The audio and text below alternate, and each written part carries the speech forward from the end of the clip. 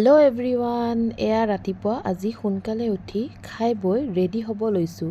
যিহেতু আজি মোৰ এটা বিশেষ জেগালৈ যাব আছে। অলপ মেকআপ কৰি এয়া মই ৰেডি হৈ লৈছোঁ। কেনেকুৱা লাগিছে জনাবচোন দেই।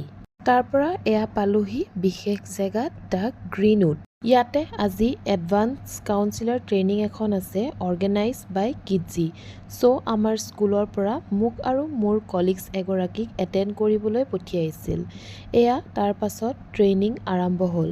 মেমগৰাকীৰ কথাকেইটা বৰ ছফ্ট এণ্ড জেণ্টেল আছিল। বহুত ভাল লাগিল। বহুতো নজনা কথা শিকিব পাৰিলোঁ। যিহেতু পঢ়া জীৱন শেষ কৰি কৰ্মৰ জীৱনত সৰু বা ডাঙৰেই হওক এয়া মোৰ প্ৰথম অভিজ্ঞতা। বহুত বেছি ভাল লাগিলে।